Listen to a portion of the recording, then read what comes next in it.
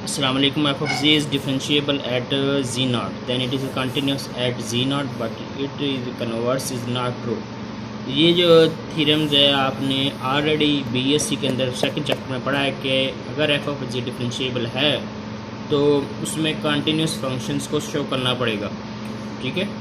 यानी कि हमने एफ ऑफ जी की डेफिनेशन ले फॉलो करेंगे, left hand limits right hand limits लगाएंगे, वो हमारे पास डेरिवेटिव ऑफ डेरिवेटिव की डेफिनेशन को फॉलो करना चाहिए कंटिन्यूस को। लेकिन वो कहता है कि जो अगर every continuous function is in may be differentiable may not be, यानी कि ये ट्रू नहीं है कि हर कंटिन्यूस फंक्शन डिफरेंशिएबल भी होगा। ये ट्रू है कि every variable function is continuous but converse is not. Clear. ये जो है डेफिनेशन आपने f of prime of ji naught is equal to limit z approach कर जी नॉट को F of ji minus F of ji over z minus ji naught. ये जो है definition हमारी किसकी है? डेरिवेटिव की है। अब जो है हम सिंपल लेंगे लिमिट जी अप्रोच कर रहा है जी नॉट को, F of ji minus F of ji naught. Clear. अब उससे मल्टीप्लाई और डिवाइड किया किससे? G minus G mod G minus जी नॉट जी माइनस जी नॉट, ठीक है। ये किसकी डेफिनेशन हो गई? ये हमारी डेरिवेटिव की डेफिनेशन होगी, ठीक है, एफ प्राइम ऑफ जी। यहाँ पर हम जो है लिमिट्स अप्लाई करेंगे, ये डेरिवेटिव की डेफिनेशन पूरी बन गई अकॉर्डिंग टू दिस। क्लियर। अब जो है जी की जगह आप जी नॉट डच करेंगे तो ये हमारा जीरो जगह जीरो मल्टीप्लाई कोई भी हमारे पास फंक्शन है तो जीरो बना देगा। क्लियर। अब जो है लिमिट जी क्रॉस कर जी नॉट को, ये लिमिट्स हमने जो है यहाँ पर अलग अलग अप्लाई कर दी तो ये हमारे पास कंटिन्यूस शो हो गया कि f of ji is differentiable at z naught. Clear. अब काउंटर एग्जांपल लेते हैं इसकी। क्या एग्जांपल है कि f of ji equal to x plus four iota और आई आयोटा हमारे पास दिया हुआ है। क्लियर। अब जो है हम इंक्रीमेंट करेंगे बाय यूजिंग फर्स्ट प्रिंसिपल अब इनिशियो सेकेंड ईयर के हमने 2.1 और 2.2 बाय फर्स्ट प्रिंसिपल के ये किए थे हमने क्वेश्चन ऑफ बूस्टी को यूज़ करते हुए दोनों तरफ जहाँ जहाँ हमारे पास जी प्लस डेल्टा जी है इट्स मीन रियल पार्ट के अंदर भी हम एडिंग करेंगे और इमेजिनरी पार्ट्स में भी एडिंग करेंगे। आफ्टर दैट जो है हम जो है यूजिंग डेरिवेटिव का फार्मूला यूज़ करेंगे। F of prime of z limit delta ji approach कर जीरो को F of z plus delta ji minus F of ji over delta z. अब यहाँ पर वैल्यू सब्स्टिट्यूट कर दी, दर्ज करने के बाद सिंपली जो है एक्स माइनस एक्स कैंसिल हो गया, 4i Y minus 4i cancel हो गया, हमारे पास रह गया delta x plus 4i delta y over delta x plus delta y. It's mean अब क्या है कि रियल एक्सिस को हम अलहदा कर लेंगे और इमेजिनरी एक्सिस को अलहदा कर लेंगे। अब जब रियल एक्सिस हो तो उसका मतलब इमेजिनरी एक्सिस क्या हो जाएगा? जीरो हो जाएगा। जिस तरह हम पढ़ते हैं एक्स इंटरसेप्ट और y intercept, same is it हम वो यूज़ करेंगे। रियल एक्सिस ले लिया तो हमने वाई का जीरो कर दिया, इमेजिनरी एक्सिस लिया तो हमने यहाँ पर एक्स जीरो कर दिया। सिंपली काट देंगे तो हमारे पास F prime of ji equal to 1 आ रहा है, यहाँ पर F prime of ji equal to 4 आ रहा है। इसका मतलब इज़ नॉट डिफरेंशिएबल, यानी कि दोनों का अगर जवाब सेम आता है तो हम कहते हैं कि ये डिफरेंशिएबल है। यहाँ पर देखें रियल एक्सिस पर हमारे पास 1 जवाब दे रहा है और इमेजिनरी एक्सिस पर हमारे पास 4 जवाब दे रहा है। कैसे? हमने जो है इसको उठाया, इस जो हमारे सिंप्लीफाई करने के बाद इसमें सेम एज इट जिस तरह एक्स इंटरसेप्ट करते हैं तो वाई जीरो हो जाता है, सेम एज रियल एक्सिस हो गया तो हमारे पास वाई एक्सिस क्या हो गया? जीरो हो गया, because y axis is the imaginary axis and x axis the real axis. तो जब इमेजिनरी एक्सिस लेंगे तो हमारे पास एक्स जीरो हो जाएगा। कीमतें यहाँ पर पुट कर दी, सिंप्लीफाई किया और हमारे पास रियल एक्सिस हमारे पास 1 आंसर आ रहा है और इमेजिनरी एक्सिस को हमारे पास 4 आ रहा है। क्लियर। तो इसका मतलब हमारे पास जो है जो डिफरेंशिएबल नहीं है। नेसेसरी कंडीशन फॉर डिफरेंशिएबिलिटी, ये थ्योरम जो है आपको रिवाइज करना चाहिए। क्यों? एग्जाम के लिए इम्पोर्टेंट है। Suppose that f of ji is equal to you x Y plus iota B x y, f prime of z exist at a point z equal to x plus iota by the first order partial derivative of u x, यानी partial derivative का और derivative का आपको पता होना चाहिए। Next जो है असाइनमेंट के अंदर आपका ये है कि पार्शियल डेरिवेटिव की डेफिनेशन हर बच्चे ने अपनी अपनी और टोटल डेरिवेटिव की, उसके बाद उसका डेरिवेटिव की डेफिनेशन को फॉलो करते हुए इसका फार्मूला आपको आना चाहिए, ठीक है।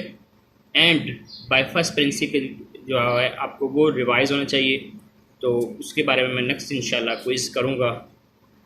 The first order partial derivative of the u x y and v x y the must exist at ji equal to x plus iota y then must satisfy. तो कह रहा है कि अगर फंक्शन हमारा डिफरेंशिएबल है तो वो सी आर इक्वेशन को सेटिस्फाई करता है। जब सी आर इक्वेशन को सेटिस्फाई करता है तो इसका मतलब फंक्शन एनालिटिक है, यानी कि अगर हमारे पास कोई फंक्शन दे देता है, ये हमारे सी आर इक्वेशंस हैं। अगर हमारा कोई फंक्शन दे देता है और वो कहता है कि फंक्शन डिफरेंशिएबल है, अगर डिफरेंशिएबल है तो सी आर इक्वेशन को वो सेटिस्फाई करता होगा। अगर सी आर इक्वेशन को सेटिस्फाई करता है तो इसका मतलब फंक्शन वो एनालिटिक है। सी आर इक्वेशन क्या है कि partial u over partial x is equal to partial v over partial y, partial u over partial y is equal to minus partial v over partial x, यानी कि u x is equal to v y and u y is equal to minus v x के बराबर। Clear?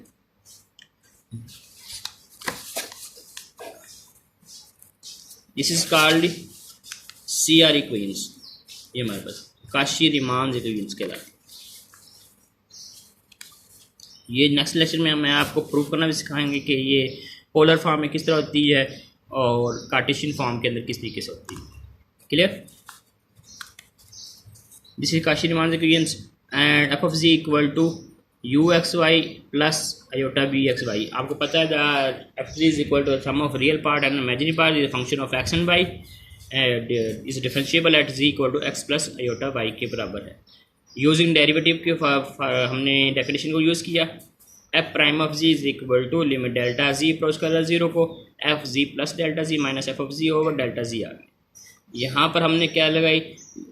Using this definitions. ठीक है, अगर increment किया है तो हमने कहा एक्स और वाई के अंदर इंक्रीमेंट करेंगे, यानी रियल पार्ट्स के अंदर भी करेंगे इंक्रीमेंट और इमेजिनरी पार्ट्स के अंदर इंक्रीमेंट करेंगे। तो सिंपली हमने क्या किया? Delta z equal to delta x plus delta z है, इसमें delta x plus iota delta y के बराबर। अब ये वैल्यूज उठाकर ये है इसमें एफ ऑफ जी की वैल्यू भी, डेल्टा जी की वैल्यू भी, f of z plus delta z की वैल्यू भी यहाँ पे दर्ज कर दी।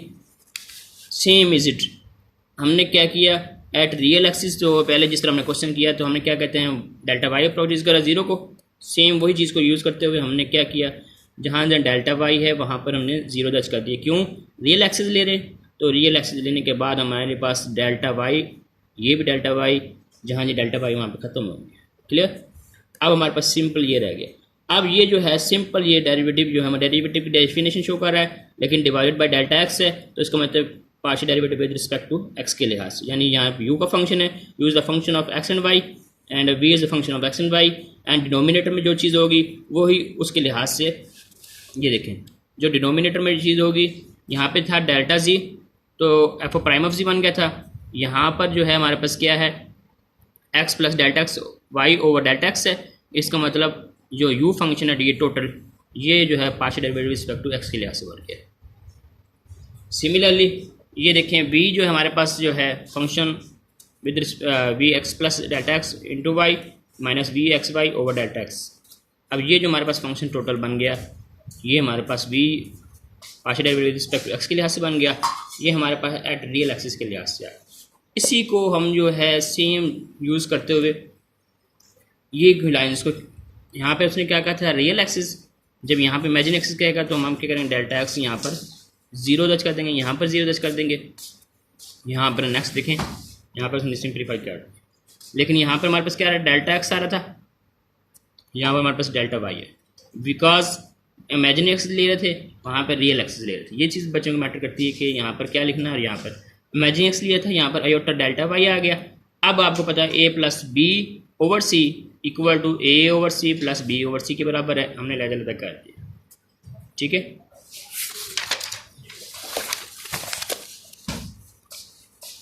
सिंपली जो है हमने क्या आयोटा से मल्टीप्लाई, आपको पता है डिनोमिनेटर में हमारे पास क्या नहीं आना चाहिए? आयोटा नहीं आना चाहिए। हमने आयोटा से यहाँ से आयोटा देखें, ये देखें ये आयोटा और ये आयोटा कैंसिल हो गया। अब डिनोमिनेटर में यहाँ पे क्या आ गया? हमारे पास आयोटा आ गया। आपको पता है कि डिनोमिनेटर में हमारे पास आयोटा नहीं होना चाहिए। आयोटा को मल्टीप्लाई डिवाइड कर देंगे तो हमारे पास आयोटा स्क्वायर -1 के बराबर आ जाएगा। क्लियर? जब हमारे पास ये आ जाएगा बराबर, तो अब जो है हमारे पास ये किसके बराबर बन गया?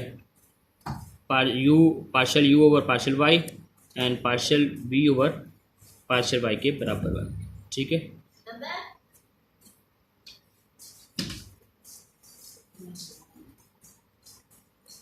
ये इसका मतलब यहाँ पर हमारे पास कम्प्लेक्स आयोटा ख़त्म हो गया, तो ये हमारे पास पार्शल बी और पार्शल वाई आ गई।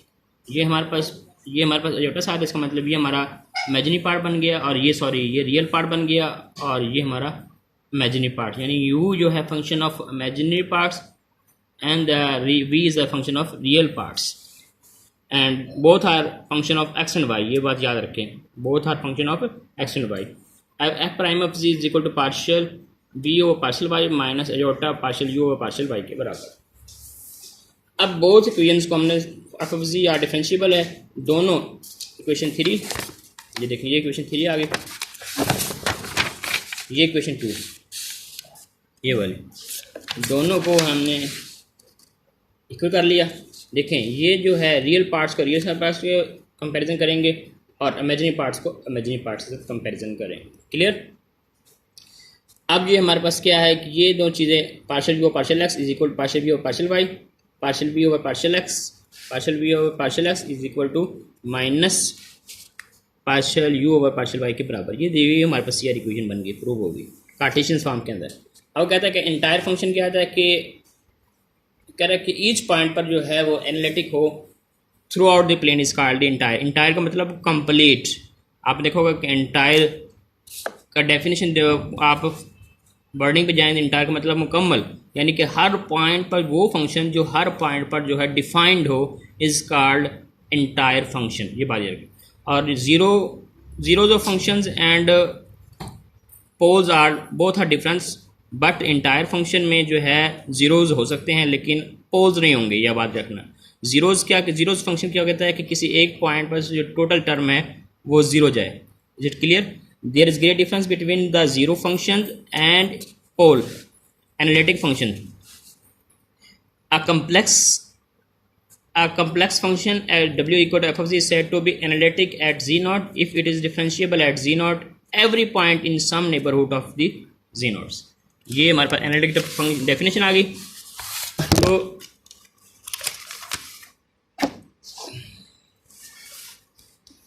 ये जो है हमारे पास के सी आर इक्वेशन को अगर हम सेटिस्फाई करवा दें ये, तो वो हमारे पास एनालिटिक फंक्शन बन जाएगा।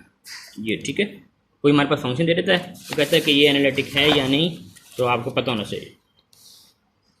ये कार्टेशियन फॉर्म हमारे पास दी हुई थी सी आर इक्वेशन की, इसको हमने प्रूफ करना है पोलर फॉर्म के अंदर कन्वर्ट करके उसकी पोलर फॉर्म निकालनी है। ये आपको पोलर फॉर्म निकालनी दी हुई है, तो ये जो आप खुद करें। नेक्स्ट लेक्चर्स में आप डिस्कस कर सकते हैं ये स्टेप कहाँ से है। तो इंशाल्लाह I will discuss about this polar form of the C R equations.